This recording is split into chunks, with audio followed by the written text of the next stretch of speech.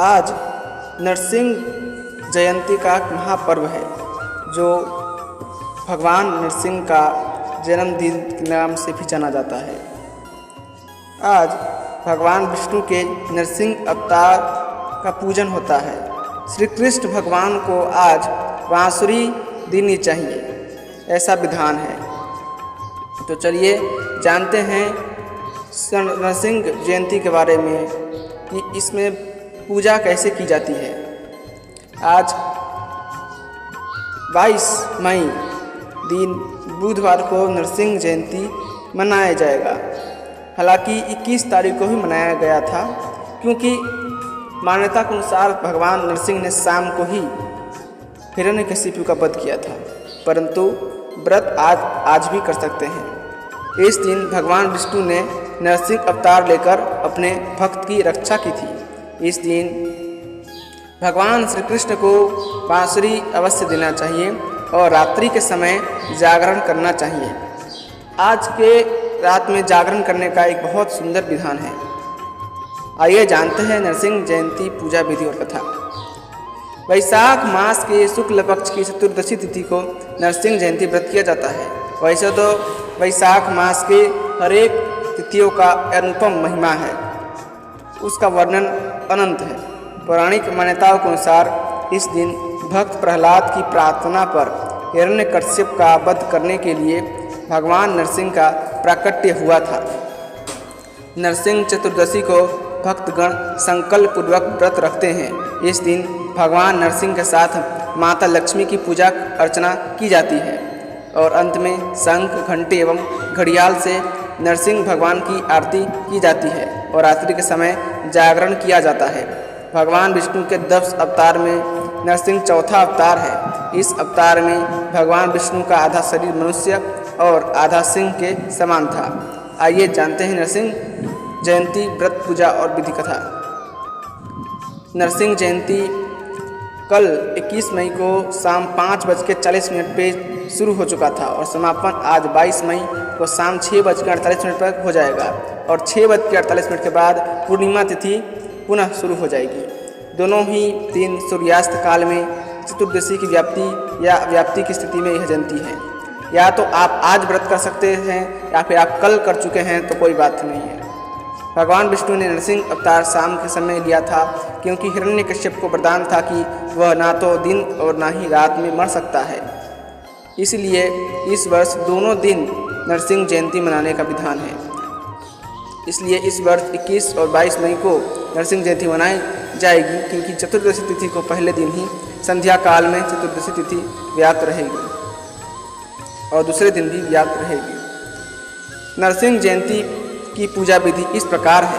नरसिंह जयंती व्रत के दिन एक चौकी पर लाल या पीला कपड़ा बिछाकर भगवान नरसिंह की तस्वीर या मूर्ति रखें। अगर भगवान नरसिंह अवतार की तस्वीर या मूर्ति नहीं है तो भगवान विष्णु और माता लक्ष्मी की तस्वीर भी रख सकते हैं, या फिर आप लड्डू गोपाल के मूर्ति को भी रख सकते हैं। इसके बाद चारों तरफ गंगा जल से छिड़काव करें और पूजा में फल, केसर, पंचमेवा, नारियल, फूल, अक्षत, पीताम्बर आदि पूजा से संबंधित सामग्री रखें। इसके साथ काले तिल, पंचगव्य और हवन सामग्री चढ़ाएं। इसके बाद विधि विधान के साथ पूजा अर्चना करें और तुलसी दल के साथ भोग लगाएं। बिना तुलसी दल के भगवान नरसिंह भोजन स्वीकार नहीं करते। इस दिन भगवान श्री कृष्ण को बांसुरी भी देनी चाहिए। मान्यता है कि नरसिंह जयंती के दिन रात्रि जागरण करने का विशेष फल प्राप्त होता है। नरसिंह जयंती व्रत कथा इस प्रकार है।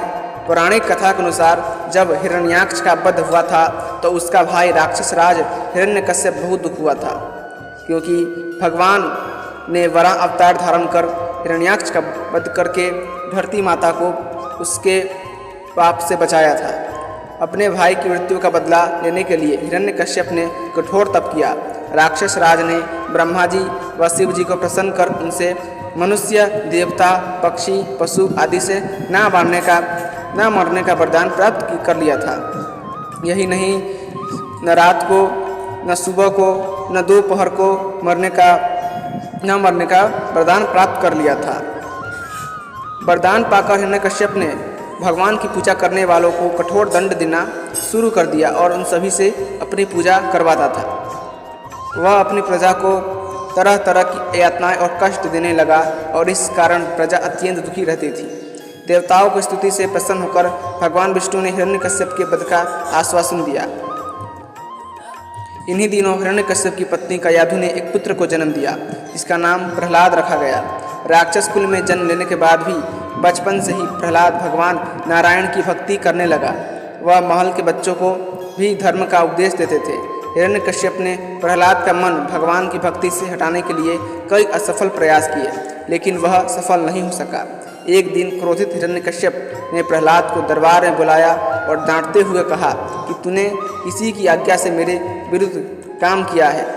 तब प्रहलाद ने कहा कि भगवान नारायण हर जगह हैं और उन्होंने पूरे ब्रह्मांड की रचना की है। आप अपना यह भाव छोड़कर श्री हरि के चरणों में मन लगाइए। प्रहलाद की बात सुनकर हिरण्यकश्यप ने कहा कि अगर तेरा भगवान हर जगह है तो इस खंभे में क्यों नहीं दिखता। यह कहकर हिरण्यकश्यप क्रोध से तमतमाया हुआ स्वयं तलवार लेकर सिंहासन पर कूद पड़ा और जोर से खंभे पर घुसा मारा। तभी खंभे के भीतर से नरसिंह भगवान प्रकट हुए। उनका आधा शरीर मनुष्य और आधा शरीर सिंह समान था। उन्होंने हिरण्यकश्यप को अपने जांघों पर लेटे हुए चौखट पर उसके सीने को अपने नाखूनों से फाड़ दिया और वह बेला शाम की थी और अपने भक्त की रक्षा की। तो भगवान श्री कृष्ण ही अलग अलग धारण करके इस पूरे ब्रह्मांड में अपने लीलाओं को दिखाते हैं। अपने भक्तों को रक्षा करने के लिए विचित्र रूप धारण करते हैं। इनका ये विचित्र रूप बहुत मनोहर है। उसके बाद ऐसा माना जाता है या ऐसा लिखा गया पुराणों में कि प्रहलाद जी ने भगवान नरसिंह का क्रोध शांत कर दिया था। जब इसे उनका क्रोध बहुत ही विकराल दिख रहा था, परंतु भक्त प्रहलाद ने ही उनका क्रोध शांत किया, क्योंकि भगवान अपना क्रोध अपने भक्तों के द्वारा ही शांत करते हैं। और भगवान अपने भक्तों पर क्रोध नहीं करते, बल्कि उन दुष्ट राक्षसों पर और उन दुष्ट मनुष्यों पर क्रोध करते हैं जो उनके भक्तों को सताते हैं। और भगवान ऐसे अनुपम रूप धारण करते रहते हैं, अपने भक्तों को हमेशा अभय दान देते हैं। इसी के साथ इस वीडियो को यहीं पर विराम देते हैं और जोर से बोलिए जय नरसिंह स्वामी, जय नरसिंह स्वामी, जय लक्ष्मी नरसिंह स्वामी, जय श्रीमन नारायण।